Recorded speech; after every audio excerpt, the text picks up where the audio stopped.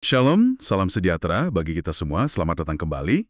Hari ini kita akan coba membedah sesuatu yang sangat fundamental ya. Dokumen ini adalah konstitusi dari pemerintah sementara West Papua. Dan fokus kita hari ini sangat spesifik.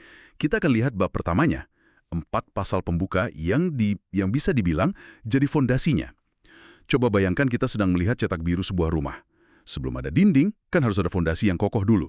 Nah, inilah fondasinya. Betul sekali, dan ini penting sekali untuk kita pahami.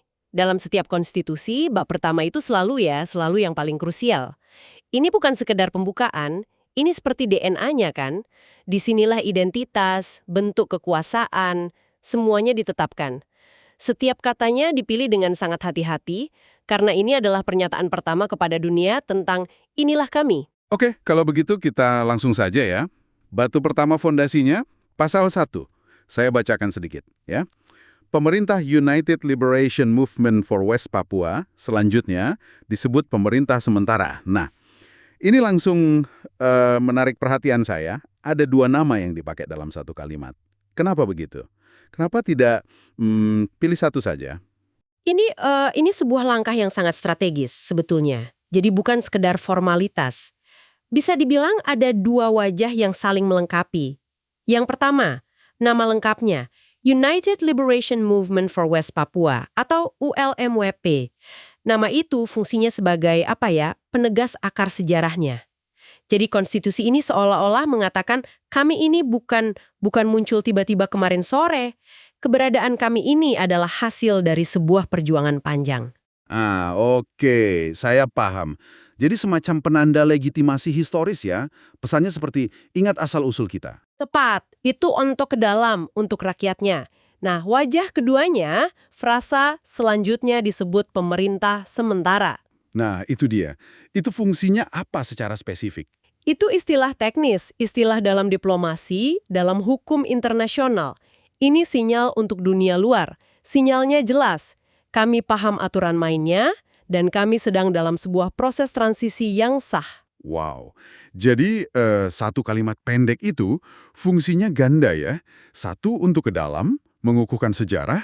Satunya lagi semacam kartu nama resmi untuk komunitas internasional. Luar biasa. Saya tidak akan membaca kalimat itu dengan cara yang sama lagi. Persis, itu jembatan yang menghubungkan masa lalu perjuangan dengan masa depan tata kelola negara yang terstruktur, sangat efisien.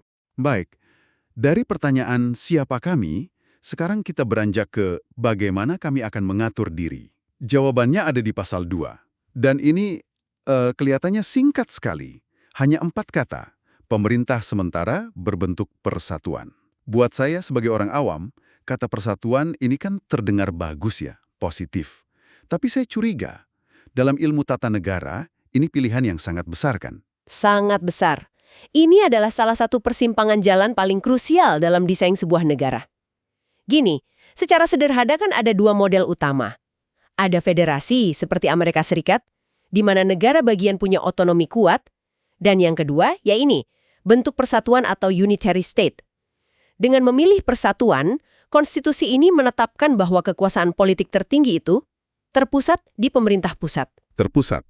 Artinya, kalaupun nanti ada pemerintah di tingkat daerah, kekuasaan mereka itu bukan hak asli, tapi pendelegasian dari pusat. Betul. Nah, pilihan ini seringkali diambil dengan pertimbangan strategis. Di wilayah yang sangat beragam, dari sisi suku, budaya, geografis, model persatuan ini dianggap cara paling efektif untuk membangun identitas nasional yang tunggal dan solid. Tujuannya untuk menjaga kohesi, mencegah perpecahan. Tapi, bukankah model terpusat seperti ini ada risikonya juga sih? Mungkin ada kekhawatiran dari daerah kalau suara mereka jadi kurang terwakili misalnya. Pertanyaan yang sangat valid. Selalu ada trade-off dalam desain negara. Keuntungan yang dikejar di sini adalah kesatuan komando, efisiensi, dan pembangunan identitas kolektif yang kuat, terutama di fase-fase awal pembentukan negara. Jadi ini pilihan sadar untuk memprioritaskan kesatuan. Visinya adalah, sebelum kita bicara perbedaan, kita kokohkan dulu persamaan kita sebagai satu bangsa. Saya paham. Oke, ini pilihan strategis demi kohesi. Nah, ini membawa kita ke pertanyaan paling mendasar. Kalau kekuasaan terpusat, dari mana sumber kekuasaan itu?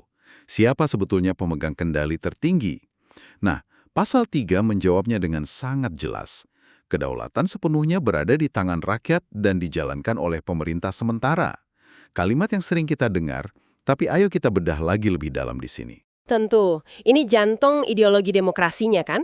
Dan kita bisa bagi jadi dua komponen. Komponen pertama, kedaulatan sepenuhnya berada di tangan rakyat. Ini adalah doktrin popular sovereignty, sebuah pernyataan filosofis yang sangat kuat. Artinya, sumur segala kekuasaan yang sah itu ya rakyat. Kekuasaan mengalir dari bawah ke atas, bukan sebaliknya. Tunggu. Kalau saya coba pakai analogi, berarti pemerintah itu posisinya seperti manajer. Dan rakyat itu pemilik perusahaannya. Begitu. Kedua dari pasal itu. Iya, dan dijalankan oleh pemerintah sementara. Betul, itu mekanismenya. Karena kan tidak mungkin jutaan rakyat mengambil keputusan sehari-hari secara langsung. Jadi, rakyat mendelegasikan atau mewakilkan pelaksanaan kedaulatan itu kepada sebuah institusi. Oke. Prinsip pendelegasian ini masuk akal. Tapi kan ini baru prinsip idealnya. Bagaimana sih pemilik perusahaan ini, yaitu rakyat, bisa memastikan bahwa manajer yang mereka tunjuk ini tidak menyalahgunakan wewenang? Di mana mekanisme kontrolnya? Tepat. Pertanyaan yang sangat krusial. Dan konstitusi yang baik pasti mengantisipasi itu. Pasal 3 ini adalah sebuah janji fundamental. Janji bahwa pemerintah akan selalu akuntabel kepada rakyat. Nah, bagaimana cara menepati janji itu? Itu akan dijelaskan secara rinci di pasal-pasal dan bab-bab selanjutnya. Di sanalah nanti kita temukan mekanisme spesifiknya, soal pemilihan umum, lembaga perwakilan, pengawasan, dan seterusnya. Jadi pasal 3 ini fondasi moralnya, bagian lain dari konstitusi adalah manual teknisnya. Sebuah janji akuntabilitas. Ini nyambung sekali dengan pilar terakhir di bab ini. Sepertinya ini jadi penguncinya. Pasal 4. Pemerintahan sementara dijalankan berdasarkan konstitusi.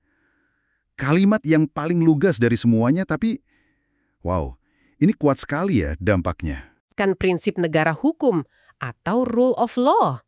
Intinya sederhana, tidak ada yang berada di atas hukum. Titik. Termasuk para pemimpin pemerintahan itu sendiri.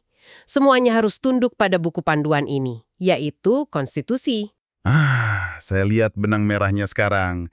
Jadi, kalau pasal 3 itu soal siapa yang berkuasa, yaitu rakyat, melalui pemerintah, maka pasal 4 ini soal bagaimana kekuasaan itu dijalankan. Harus teratur, dapat diprediksi, dan tidak bisa sewenang-wenang. Persis. Ini semacam rem darurat untuk mencegah kekuasaan menjadi liar. Ini fondasi bagi stabilitas dan kepastian hukum. Coba bayangkan negara tanpa prinsip ini. Pemerintah bisa bertindak sesuka hati, hukum bisa berubah tiap hari. Dengan adanya pasal ini, setiap tindakan pemerintah harus bisa dipertanggungjawabkan berdasarkan konstitusi. Ini adalah janji pemerintahan yang rasional, dan ini sinyal kuat untuk dunia internasional tentang keseriusan sebuah entitas politik. Luar biasa, jadi kalau kita rangkum sebentar ya, dari 4 pasal yang sangat singkat ini, kita bisa lihat arsitektur dasarnya. Pilar pertama, identitas yang berakar pada sejarah, tapi juga berwawasan internasional, itu di pasal 1. Lalu pilar kedua, struktur kekuasaan yang terpusat demi kesatuan, di pasal 2. Pilar ketiga, sumber legitimasinya dari rakyat di pasal 3. Dan pilar keempat, semuanya dibatasi oleh hukum, oleh konstitusi di pasal 4. Benar begitu. Sangat tepat. Gambaran besarnya adalah bab 1 ini sebuah deklarasi eksistensi yang sangat modern dan sistematis. Ini bukan sekedar kumpulan slogan politik. Ini adalah upaya sadar untuk membangun sebuah kerangka yuridis yang koheren. Komunikasinya kedua arah. Ke dalam, ini adalah janji tentang keteraturan dan demokrasi. Keluar, ini adalah sinyal keseriusan dan stabilitas. Nah, setelah kita memahami fondasi ini, mungkin sebuah pertanyaan untuk Anda di rumah renungkan adalah, kalau ini fondasinya yang kokoh, bagaimana ya detail bangunan di atasnya akan didirikan? Bagaimana prinsip-prinsip ideal tentang kedaulatan rakyat dan negara hukum ini akan diwujudkan dalam lembaga-lembaga nyata? Dan mungkin satu pemikiran lanjutan yang tak kalah penting, sebuah konstitusi kan sering disebut dokumen hidup. Dia harus bisa bernafas dan beradaptasi. Pertanyaannya, Bagaimana sebuah kerangka dasar seperti ini, yang jelas dirancang untuk menciptakan stabilitas, bisa sekaligus memiliki fleksibilitas untuk menjawab tantangan-tantangan masa depan yang mungkin belum kita bayangkan saat ini. Tentunya tanpa harus mengorbankan 4 pilar fundamental yang baru saja kita bedah. Itu tantangan abadi bagi setiap perumus konstitusi. Tuhan memberkati West Papua. Papua Merdeka.